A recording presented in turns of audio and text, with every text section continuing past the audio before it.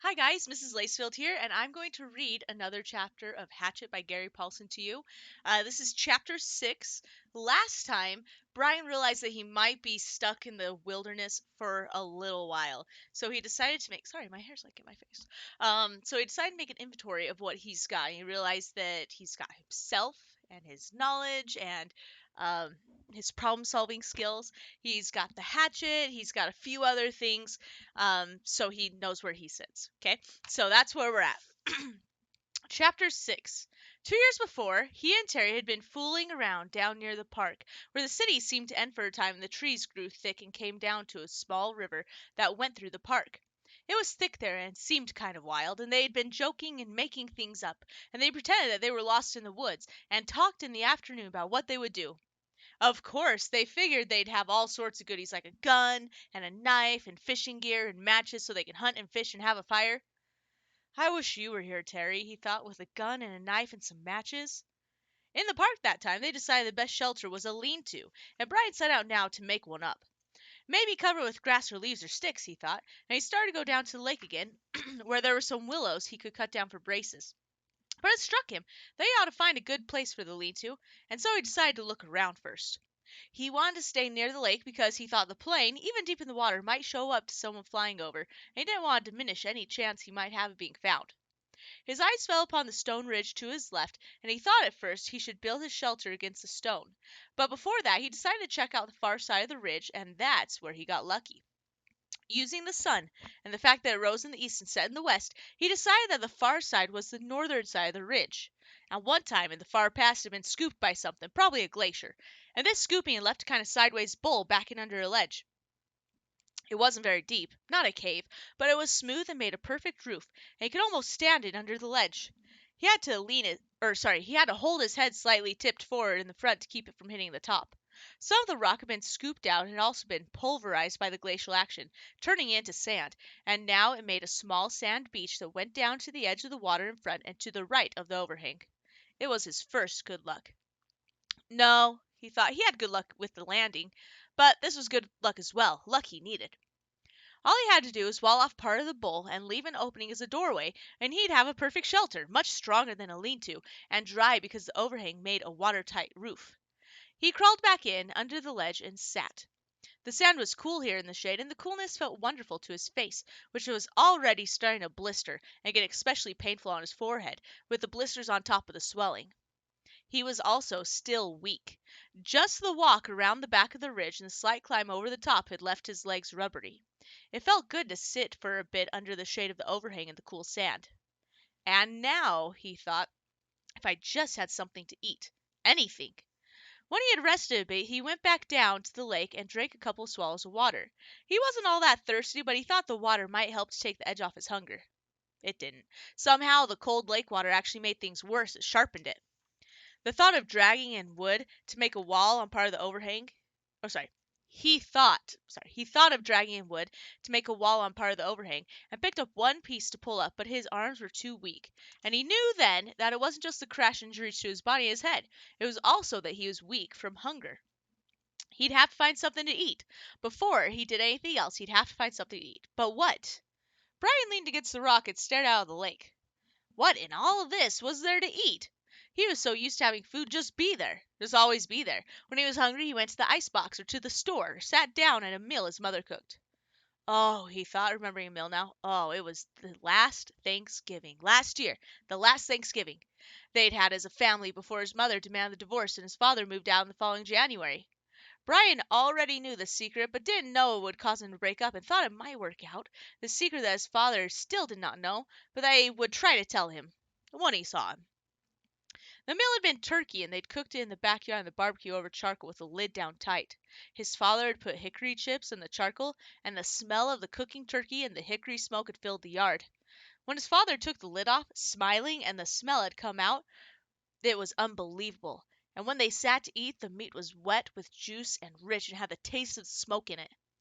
He had to stop this. His mouth was full of saliva and his stomach was twisting and growling. What was there to eat? What had he read or seen that told him about food in the wilderness? Had there been something? A show? Yes, a show on television about Air Force pilots and some kind of course they took, a survival course. All right. He had the show come into his thoughts now. The pilots had to live in the desert. They put them in the desert down in Arizona or someplace, and they had to live for a week. They had to find food and water for a week. For water, they'd made a sheet of plastic into a dew gathering device, and for food, they ate lizards. That was it. Of course, Brian had lots of water, and there weren't too many lizards in the Canadian woods, that he knew. One of the pilots had used a watch crystal as a magnifying glass to focus the sun and start a fire so they didn't have to eat the lizards raw. But Brian had a digital watch, without a crystal, broken at that, so the show didn't help him much. Wait, there was one thing. One of the pilots, a woman, had found some kind of beans in a bush, and she used them with her lizard meat to make a little stew in a tin can she'd found. Bean lizard stew. Mm. There weren't any beans here, but there must be berries. There had to be berry bushes around. Sure, the woods were full of berry bushes. That's what everyone always said. Well, he never actually heard anyone say it, but he felt that it should be true. There must be berry bushes. He stood and moved down into the sand and looked up at the sun. It was still high. He didn't know what time it must be. At home it would be 1 or 2 if the sun were that high. At home, at 1 or 2, his mother would be putting away the lunch dishes and getting ready for her exercise class. No, wait, that would have been yesterday. Today she'd be going to see him. Today was Thursday. She always went to see him on Thursdays. Wednesday was the exercise class, and Thursdays she went to see him. Hot little jets of hate worked into his thoughts, pushed once, moved back. If his mother hadn't begun to see him and force a divorce, Brian wouldn't be here now. He shook his head. He had to stop that kind of thinking. The sun was still high, and that meant that he had some time before darkness to find berries. He didn't want to be away from he almost thought of it as home, his shelter, but when it came to be dark. He didn't want to be anywhere in the woods when it came to be dark, and he didn't want to get lost, which was a real problem. All he knew in the world was the lake in front of him and the hill at his back and the ridge. If he lost sight of them, there was a really good chance that he would get turned around and not find his way back. So he had to look for berry bushes, but keep the lake or the rock ridge in sight at all times. He looked up at the lake shore to the north. For a good distance, perhaps 200 yards, it was fairly clear. There were tall pines, the kind with no limbs until very close to the top, with a gentle breeze sighing in them, but not too much low brush. 200 yards up, there seemed to be a belt of thick lower brush starting, about 10 or 12 feet high, that formed a wall he could not see through. It seemed to go on around the lake, thick and lushly green, but he could not be sure. If there were berry bushes, they would be in that brush, he felt, and as long as he stayed close to the lake so he could keep the water on his right and know it was there, he wouldn't get lost. When he was done or found berries, he thought he would just turn around so the lake was on his left, walk back until he came to the ridge and his shelter. Simple. Keep it simple. I am Brian Robinson. I have been in a plane crash. I'm going to find some food. I'm going to find some berries. Some pictures of some birds. He walked slowly, still a bit pained in his joints and weak from hunger, up alongside the lake. The trees were full of birds singing ahead of him in the sun. Some he knew, some he didn't. He saw a robin and some kind of sparrows and a flock of reddish-orange birds with thick beaks. 20 or 30 of them were sitting in one of the pines. They made much noise and flew away ahead of him as he walked under the tree. He watched them fly, their color a bright slash in solid green, and in this way he found the berries. The birds landed in some taller willow type of undergrowth with wide leaves and started jumping and making noise. At first he was too far away to see what they were doing, but their color drew him, and he moved toward them, keeping the lake in sight on his right, and when he got closer he saw they were eating berries. He couldn't believe it was that easy. It was almost as if the birds had taken him right to the berries. The slender branches, up about 20 feet, and were heavy, drooping with clusters of bright red berries. They were half as big as grapes, but hung in bunches much like grapes, and when Brian saw them glistening red in the sunlight, he almost yelled. His pace quickened, and he was in them in moments, scattering the birds, grabbing branches, stripping them to fill his mouth with berries. And he almost spit them out. There's the berries. It wasn't that they were bitter so much as they lacked any sweetness, had a tart flavor that left his mouth dry feeling. And they were like cherries in that they had large pits, which made them hard to chew. But there was such a hunger on him, such an emptiness, that he couldn't stop and kept stripping branches and eating berries by the handful, grabbing and jamming them into his mouth and swallowing them, pits and all. He could not stop, and when at last his stomach was full, he was still hungry.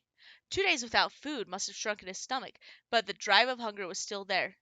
Thinking of the birds and how they would come back to the berries when he left, he made a carrying pouch of his torn windbreaker and kept picking. Finally, when he judged he had close to 4 pounds in the jacket, he stopped and went back to his camp by the ridge.